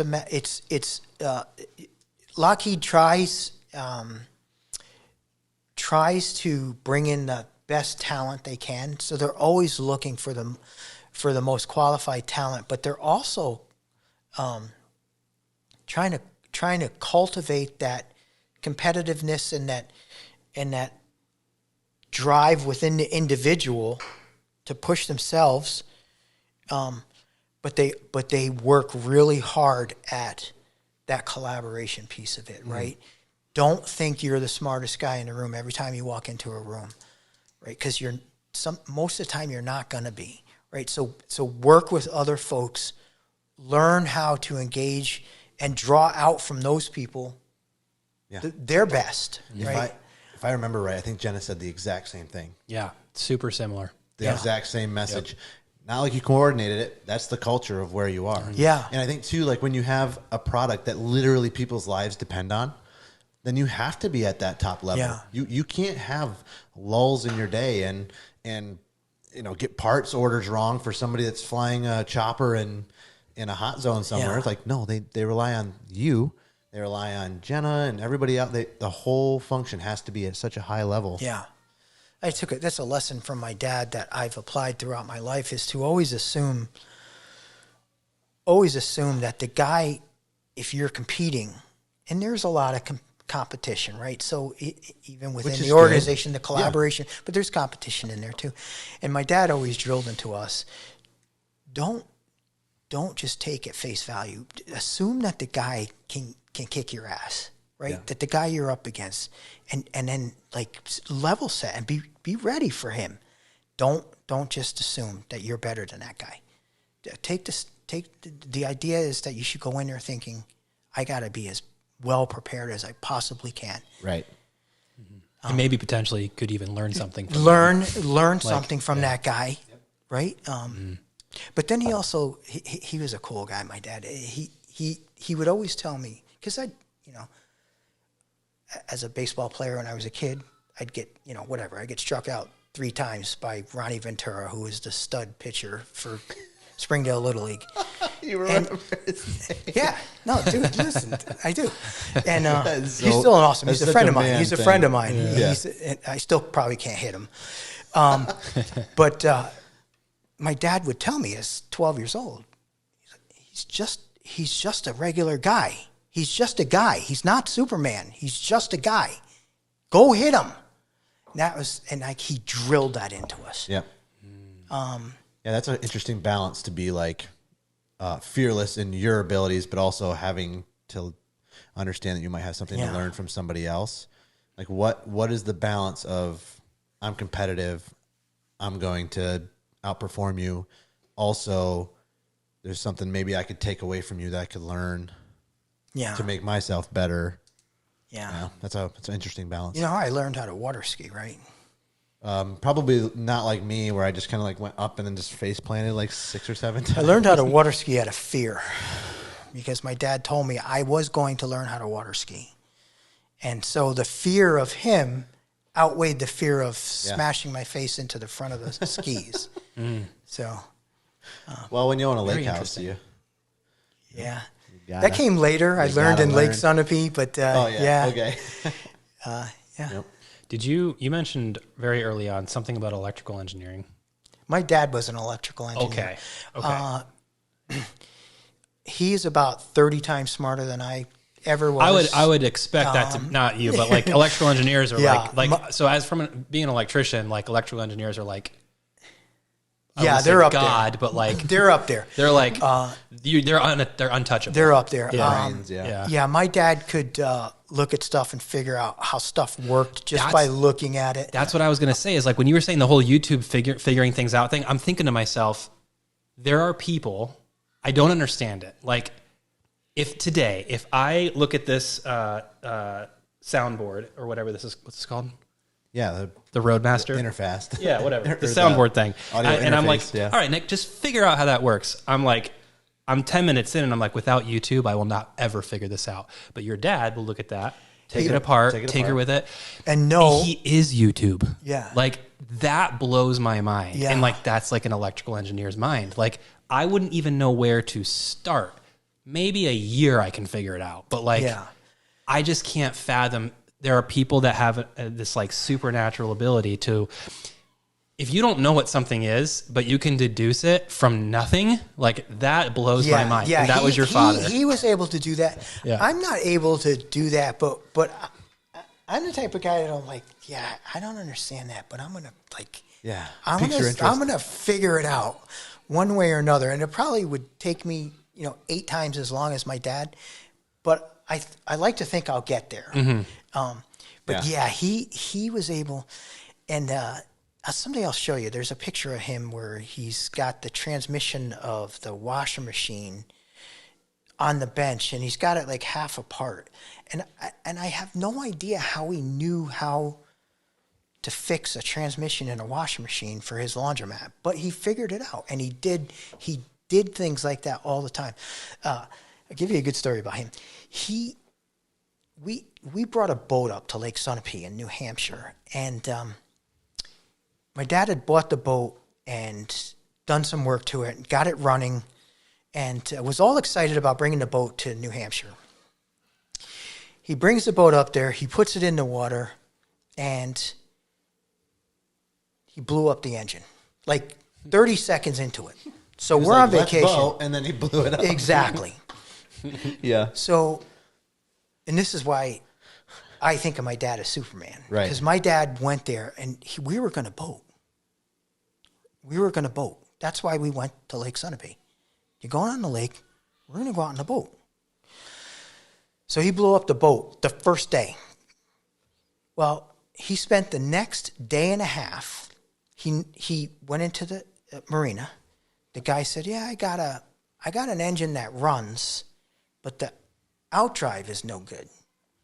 So if you want the top of the engine, you can put it on with the bottom of your engine. What? Yeah. Using a flux capacitor and some duct tape. So my dad's like, yeah, That's how I okay. would have fixed it. Then we would have paddled around this little lake. So he literally took the 2 engines apart and put them back together again. That's insane. And we were boating the next day. That's wild. So that's amazing. And I thought, and I think I was 10. And I can remember thinking, my dad can do anything. Yeah. And that stuck with me. That's throughout my entire life. That is how I view him.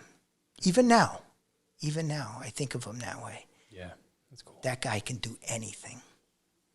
What a good memory. What a good lasting message for you when you're stuck.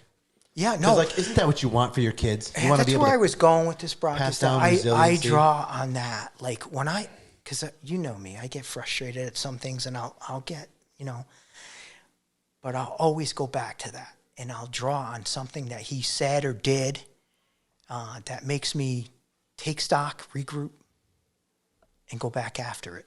Yeah. That's from him. You know, one thing I've learned in my old wise year, as I'm getting older, I ditched the joke halfway into it. Sorry. Yeah, one thing that I've learned, the more I learned, that Nailed it. Yeah. Oh, stuck the landing. Never joke. Okay. The older that I get, the more I learn that things don't happen for no reason. And I'm sure that if your father could sit here today and hear us say like how smart he was and how he could just do anything, I'm sure that he would say, nope, I learned at some point, and then I stacked experience on experience and worked for everything that he had. Every knowledge he had, he worked for. Yeah. And so we're born with gifts, but hard work means so much more. And I'm sure he would say that. Like, hard work means more. Yeah. And I believe that. Like, things don't happen without hard work. And yeah. I'll mess with my kids because they'll say, I'll say to them, how do you think my dad knew that? How did he? And they will say to me, oh, he just would spout out any answer and you had no way of checking him. And I'm like, no, he was Superman. Yeah, you don't. He's Superman. Superman knows everything. Yeah. And in the background, like, he worked for everything that he knew probably. And then it's the years of stacking knowledge upon knowledge where you then start to like have usable skills and can do things like your father was able to do. And it's taking advantage of that. Somebody that I think of that's like that is Elliot. Like, just like he's like Elliot that, Martin. But like, what episode was he? 16? I think somewhere around there first. Yeah. But like, what do we know? Like, he grew up on a farm and like grew up learning how to do that stuff. It didn't just happen out of nowhere. It's taking advantage of your environment and what the skills that you learned. Those guys are special guys too. Yeah. Like your grandpa, those guys who could work on a farm. Like this guy across the street. Mm-hmm. He's just an absolute beast, right? Just the things. My neighbor, Rick. Yeah, Rick. Yeah. I am immensely, those types of guys, I'm really drawn to that type of person. Yep. Just the toughness and the ability to like improvise and figure out things. Yeah. Ingenuitive and resolute and resolve and finding what they're looking to do. Yeah. That's why I like messing with my tractor. You have to kind of be like that, right? And figure stuff out on that. And it's amazing. It's amazing that people can do that. Even just tearing an engine apart, putting it back together. It's just like, well, then now you know how that works. Yeah, your dad doing the now that I'm remembering that he was the electrical engineer. The wiring harness company makes a lot more sense. Yeah, lithography must have blown his mind. Yeah, he came out. Worked for Time magazine for a while. Oh, cool. No kidding. And he worked for some smaller businesses in Connecticut, and then started that business in 1980. But it was a flow from his electrical engineering and the things he did there. That's cool. That's cool. So you got into 16 years ago. You start at Lockheed, and what was your entry? Like, what did you start out doing there? What was the first thing they had you doing? So I started out as a supply chain guy, a buyer, and I went through training. They had great training there. Went through 3 months of training, and then they handed me a bunch of accounts to go and manage, and it was on the same program I'm on now. So I had some higher level manufacturers that were doing like one of the contracts I had was the APU, the auxiliary power unit. So I was working with a company that was developing that. I worked with a company that did the ducting inside the aircraft. You'd be amazed at the level of complexity and engineering that goes into making simple ducts that go through that aircraft. So I had a variety of accounts that I managed. I did that for a couple of years, and they asked me to go help them on Black Hawk. they were short some help on Blackhawk, so they had me go over there and had me buy cabins and cockpits, both stateside and in Poland. They were buying some of the Blackhawk frames in Poland. So I got to do some of that work, which is really cool, to learn about that and to engage with some of those large manufacturers. A guy in company in Texas that I got to deal with out there. And again, what I found remarkable was you go out to these other companies and the passion they have about their product. I fed off of that and love that. I really liked the supply chain aspect of it, but I quickly realized I wanted to do more for the company. So I ended up in supply chain. I moved up to a manager's position, and I had a group of buyers that were going and seeing those accounts that I had previously had. I had buyers that were going out and doing that, and I managed those people. That was a really good job. Got to interact with much higher levels of folks on the customer side, and much higher levels of folks at the Sikorsky side, up to directors and VPs, and I really found that challenging because those are very bright people at that level. Those organizations, they're very smart people, and so to be able to work with those types of folks was great. And then got an opportunity to do this job, and that was in 2018. Got an opportunity to be a spares manager, and took that. Felt that was a good progression, and was able to take that and get promoted again and take on some more responsibility within that organization. So I went from supply chain to sustainment, and I've been in sustainment since 2018, and love my organization. I got two of the greatest bosses. Both are Marines, so they're both really tough individuals, but the nicest guys. Somebody asked me about my director. His name is Pierre. Asked me about my director, and he was a full colonel in the Marines. Just an awesome guy. Why do you like working for that guy? And I said, I'll tell you, anybody that works for me included, will run through walls for him. Because he comes and he visits each one of us. Whether you're an E1 or a manager at my level, he comes and he spends time with you, and he makes you feel that you're empowered to do things, right? That's just cool. a great leader, and that's the same feedback that he gets as a colonel. People looked at him the same way. They would do what they had to do to help him. Right. So there's a lot of leadership like that at Sikorsky, where you just are motivated by your leadership. So this guy, great manager, you spent, it sounds like you explaining your career path, you've spent quite a few years in management positions. Yeah. Can you share some insights that you have, like what makes a good manager? What are some things that you found trial and error wise, I'm sure, over the years that, like what do people look for in a quality manager? So I am not I try to study leadership and understand what makes a good leader.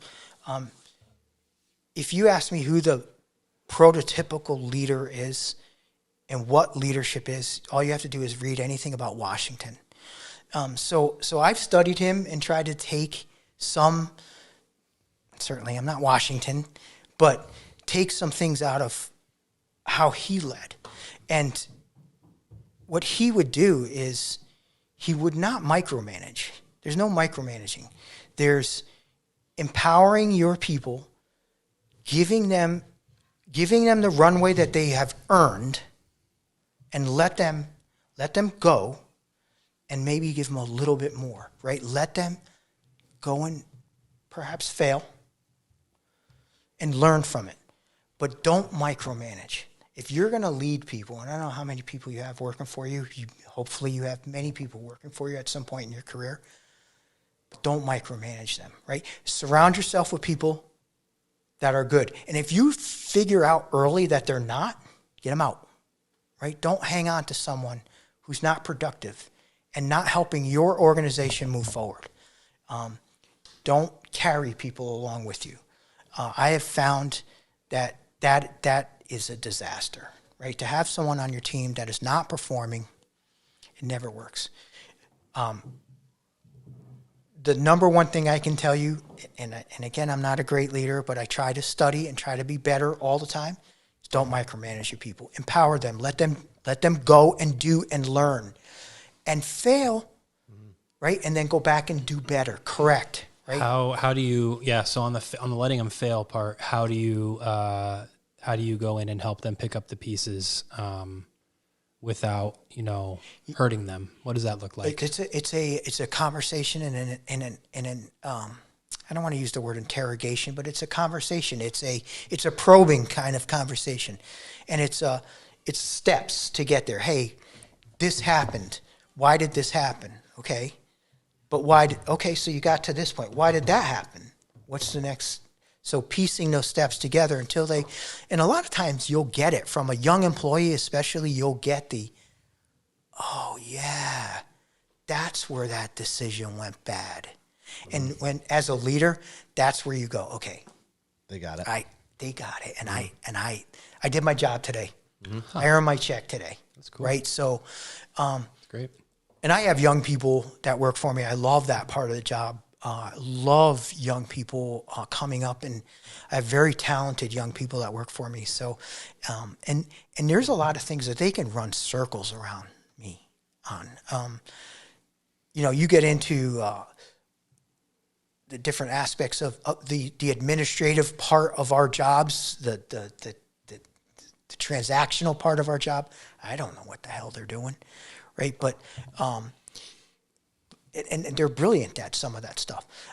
But I try to cultivate the creative thinking, think outside the box. You have a particular issue with a system on your aircraft. What can you do to impact that and improve that, right? Not just, I'm going to go get them apart. No. Go help them figure out what's going on and how you can improve that system on that aircraft. So I try to cultivate that type of thinking within my organization. And then I have some talented guys who are my age, who are close to, I got a guy that's older than me. Very smart, very talented person. I like those guys too, because I can kind of, we'll talk about young people and say, they're completely different than us. They don't do stuff the way we do. And it's a nice way. It's a nice way to talk about things and hash it out, connect with them. Yeah. And those folks, they're different. You manage those guys different, right? There's no, like I have one guy that works for me. His name is Ken. He's brilliant. And I mean brilliant. The guy knows sustainment. And sustainment meaning you're gonna take care of your product. You're gonna take care of your product out in the field, and there's all these different things that go into that. It's remarkable how much stuff goes into that. Mm-hmm. He is absolutely brilliant about sustainment, so I don't have to manage him like a younger guy. There's no one size fits all. I do things. Now, hopefully he never sees this, but I do steer him, right? So, and I'll use different techniques for him to get him going in a particular direction. Right. As good leaders do. Yeah. What works for him. That's literally your job is to amplify their success to be brought out on their own. Yeah. So I think about how to go about managing that guy or those types of people. Okay. So how do you manage people? I think that's great. That stuff, that is amazing management material right there. Like, write a book about that. Like that gets me fired up. Like, I would love to walk out of meetings with employees and being like, you got it. Peace out. Like, you did it. You're there. I'm done. Great job. Like, almost like they're happy they made the mistake. Like, it just gets me fired up about that empowering them and walking away being like, you're good. We're Right. done here. Right. You're better than you were 5 minutes ago, Right. and you just realized it all on your own. Like that gets me fired up. So anyway, like managing employees differently, how do you strategically do that in an organization without people feeling like you're managing people differently? You know, that whole matrix. Yeah. So I guess I embrace the way Lockheed approaches the management of people. Lockheed is very big on not everyone is equal, right? Not everyone has equal talents, but you're going to give them and it sounds kind of, it's a modern way of thinking, if you will. But you're going to give them an opportunity to flourish and do their best. But that doesn't mean you manage each person the same way. And this is what makes a really good manager. And I watch other managers. I watch the ones that are not good because I learn from those guys too. Oh, yeah. But the ones that are really successful adapt to each individual that they manage. And they learn about those people, not just on a professional level, but they engage on a personal level and understand the things that are impacting that person personally too, because that impacts their work and their output. Understanding they may have pressures at home that might be impacting their performance.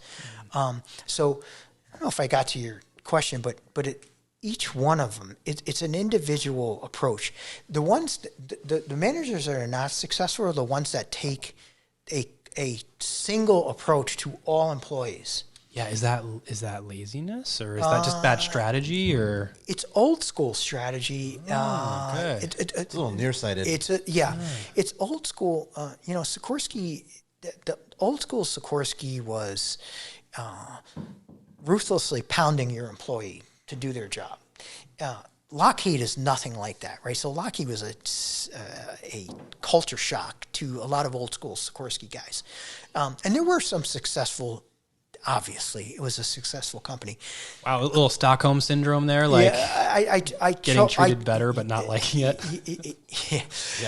I chalk up, Sikorsky has a awesome product, so that masks a lot of the stuff that happens internally. But Lockheed came in with a completely different approach, that collaborative approach, that approach of, hey, we are gonna empower individuals and cultivate individuals and extract all the talent we can out of each individual to build the best team possible. That's Washington. That's how he leads, how he led his teams, right? Empowering his colonels to go out and do their thing. And if they didn't, then you move on to someone else. Okay, so what I'm gathering here then is, if you've got this team and you're a good manager, can see the needs of each individual person as opposed to managing the whole flock the same. And if you've got people that look at that, because this is super common in the workplace, like you're not treating everyone the same. Like everyone is seeking this equal treatment. But like good managers, you treat everybody equally, but maybe you don't manage everybody the same. And those people that would have that complaint, like maybe it's possible that that's something, that's a quality that you maybe move on from, like that's just not, maybe there is no other way to look at it. So you're talking about an individual that might look at that kind of like that kind of management, be like you're favoring that dude over this. Just a toxicity, workplace stuff like that. So it's a challenge for managers. It is absolutely a challenge, and certainly in a big organization. Kind of walking the line of like managing individuals, but not treating them differently. Yeah, what you want to try to do is, and I've come across that to some extent. I never felt it was productive to have that kind of conflict. First off, I won't tolerate in my team. You have to be part of this team, right? You're not gonna. There's no prima donnas. We're just spares people, right? We're just spares guys. We just got to get parts to the aircraft, right? And I boil that down for them every day. You're not. That's your job, right? So there's no prima donnas. There's this team. And we're going to go after it every day. And if that's not you, go there's more at Lockheed for you to do. Go do something else at Lockheed. Right? I'm not telling you you're fired or I will help you. Go find something else at Lockheed.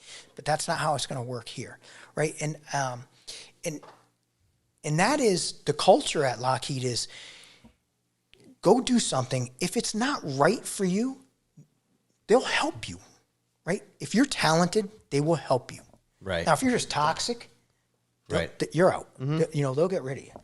But if it's just the right person in a wrong fit, then find somebody. So, if you have someone in your organization that is borderline disruptive to your team, you got to do something about that, right? And I will. I have. And those guys, there are guys that worked for me at one point. It didn't work for us. We are friends now, and they're over in some other department doing something completely different. Mm-hmm. And we're buddies. And that's I say hi to them. Right. And that's fine. Mm-hmm. Just not in this organization. It didn't work. That's fine too. Right. Yep. So if leadership is, I talk a lot about, collaboration and getting people to, you're trying to extract what you can out of the people, their talent. But you also have to, there's some, I lead my team, right? It goes in my direction. Mm-hmm. The buck stops with you. No, it does. Yeah. Right. And because you have superiors. And when some director comes down, answer to, right. when some director says, what happened? They're not there. It's me. You're a part of somebody else's team. It's me. Right. You're actually part of a bigger team, administrative team. It's me. And that's what I want. Right. And so, it's going to go in my direction. It's going to be my way on my watch. But I'm going to let them. I'm going to try to extract that talent from them and let them be. Let them not micromanage them. Yeah. Where do you stand? So we just hit on it just then. You're a leader of a team, and then of course there are people that you answer to above you. Where do you stand personally or in your management style on just complete ownership of the team and in the outcome? Like the buck stops with you. Failures and successes. Successes, I think, tend to be the team. Failures, my product, me, yeah. Mm-hmm. not some other guy. And I tell my team that. Yeah. Stop. Right. So go. I don't want to hear, oh, this guy didn't do that or that guy didn't. Go do what you got to do to deliver. Right. And when something goes wrong, I'm going to go and take my beating from my director, if need be, or some other director, and I'm going to tell them why this happened. I'm going to do those, call it the 5 whys. Why did that happen? First one, second one, third one, fourth one, fifth one. By the 5th why, you usually know what fell apart, right? So you could look that up, 5 whys. That's a good one, yeah. Interesting.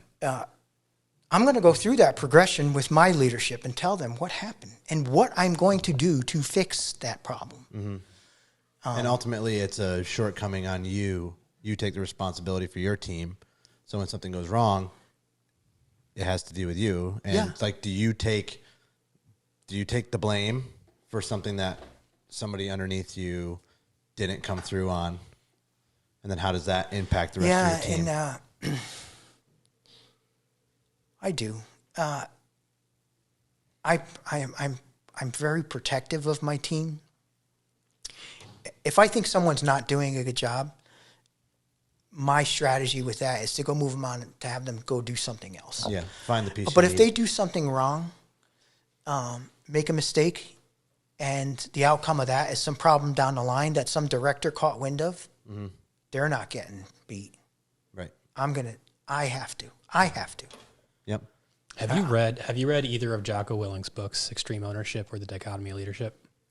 I have not, but that's got to read them. I mean, you could write your own book, but like peer to peer at your level, like you got to read those books. They are like what you're saying is like, I bet you'd really like those books. Yeah. Yeah. It's the I'm idea going of to take that note and it's they're right in the titles, extreme ownership. It's ownership over your team, whether through success and failure. Yeah. And then the dichotomy of leadership is how to have that balance in leadership of the good and the bad. And like what you're saying is like exactly what I got from that book. Yeah. It's, Those books. and it goes back to, you have to have the right people working for you. And generally you figure that out pretty quickly if they're a right fit.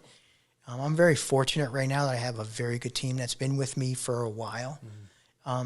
Same folks that I've been interacting with. Some newer people that have come on that I'm just trying to figure out and learn about. It's like a full-time job. Yeah. I don't know how much time I'm going to get with those folks, but I'm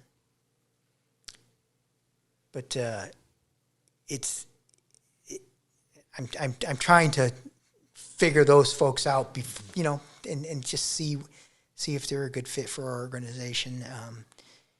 I don't want to. My team is shaped the way I have shaped it over a period of time, and I hope to hand it off to some other good manager in the relatively near future, God willing.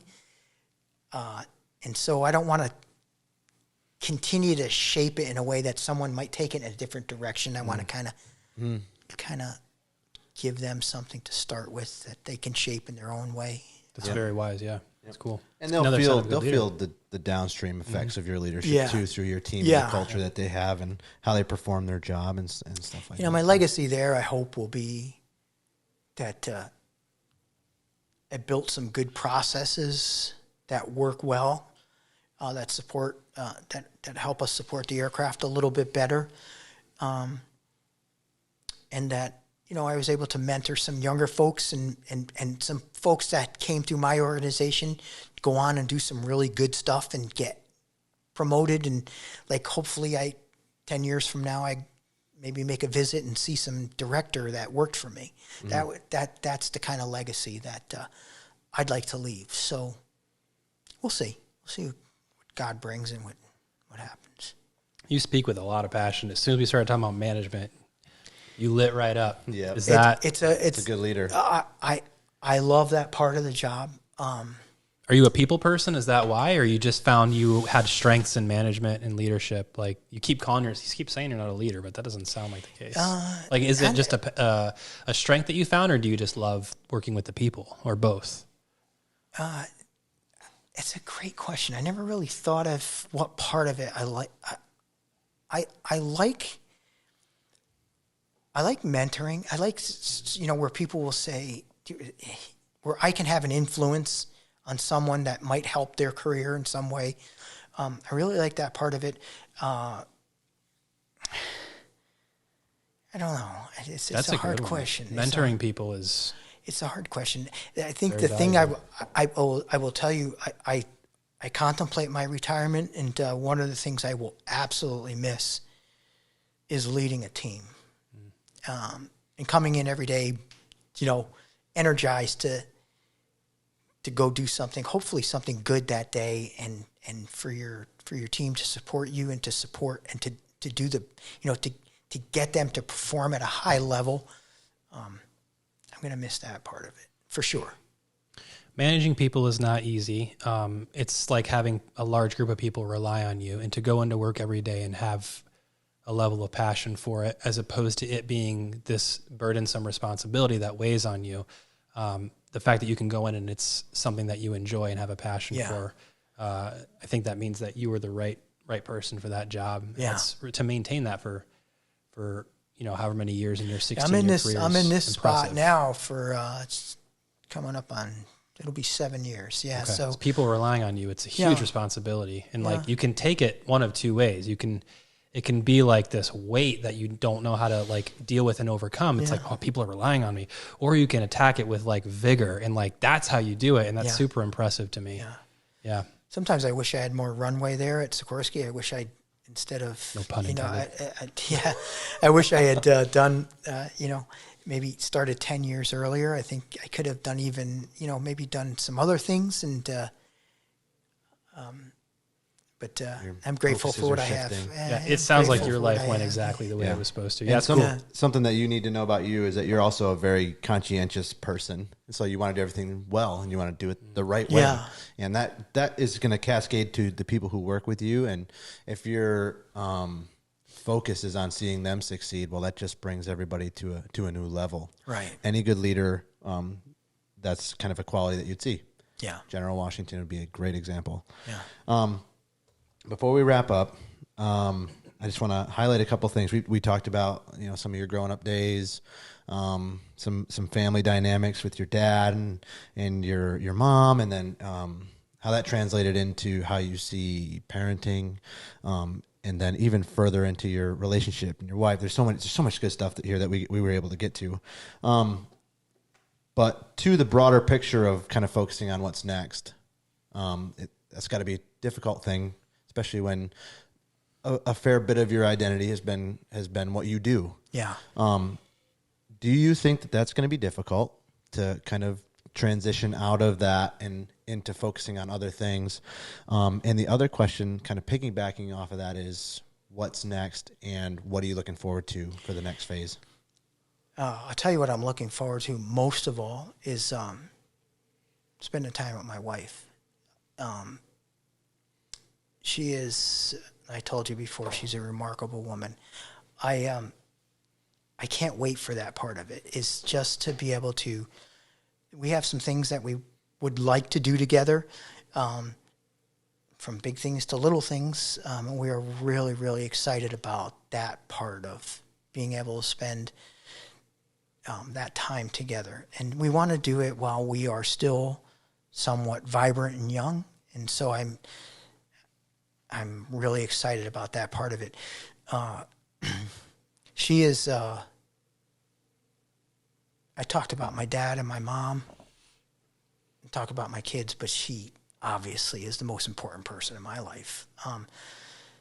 And so I want to make her happy. I want to do the things that make her happy, and I want to enjoy as much time as God gives us together now. Now it's time for us. It's time for Mark and Sharon, right? It started out Mark and Sharon, and then our lives happened and bloomed, and all these wonderful things came. But now it's Mark and Sharon time again. So I really look forward to that. I think that will fill a big void of the things I will miss at work. But it's time now. It's time for me personally. It's time for, I think even for the company too. I've made my mark there, and there are young people that are ready. They're ready. So now I'm okay with that.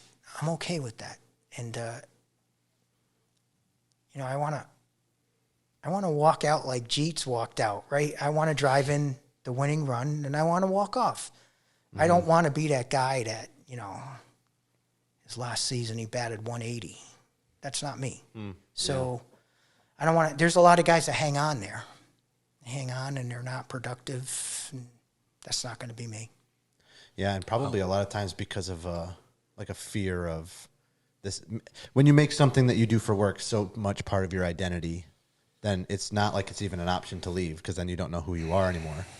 And with your relationship with your wife, if you wouldn't have prioritized that over the years, then you wouldn't be able to have the strong foundation after all the kids are gone, after work is done. Now it's time to make life about you guys again. That relationship has maintained itself and been strong. Whereas if you would have, you say maybe 10 years there, well, maybe 10 years more, and you would have had to take a higher position that would have been more time consuming, and it would have taken you away from some of the stuff that you would have regretted later. You just don't know. Right. So, yeah, no, I think that's a great way to leave a company. I think that's a great way to leave a legacy there, and be able to focus on what's next for you, and really enjoy it, and feel like I've fulfilled myself at that company. I've done what I wanted to do. I've set things up well there, and I can walk out like Derek Jeter hitting a walk-off. That's Jeets, by the way. Yeah. Hit a walk-off, single to right, and score the game, the game-winning run. Like Kobe. Yep. And go out just like 62 Walk out points. dropping 62 points. 62 points his last game. Yeah. Yep. That's great. It's awesome. Nick, anything else? I think we're good to wrap up. We hit so much good stuff, and I feel like we scratched the surface. That was awesome. So yeah. Thank you for like documenting all of that. Thanks for being here. Yeah, like, no, thank you guys. yeah. And so I picture myself as I'm just a regular guy, right? Who goes in, lunchbox guy. But you guys are able to get a really good conversation going. You guys are really good at what you do. And so thank you for that, making me feel comfortable. And because this isn't easy for me, this kind of stuff. So, thanks for getting to some good stuff, I think. yeah, Very and interesting. we Pulling some stuff out of me that I didn't know was in there. So that's go. awesome. Yeah, and I feel like there's more to pull out. So we would love to have you again sure. sometime, and probably be on the other side of maybe retirement or something like that, and see what's next awesome. for you. We can talk more about that aircraft you're working on. I'd love to know more about that too. Oh, Yeah. Big mystery. All right. Thank you. Yep. Appreciate All it. right, thanks, Mark.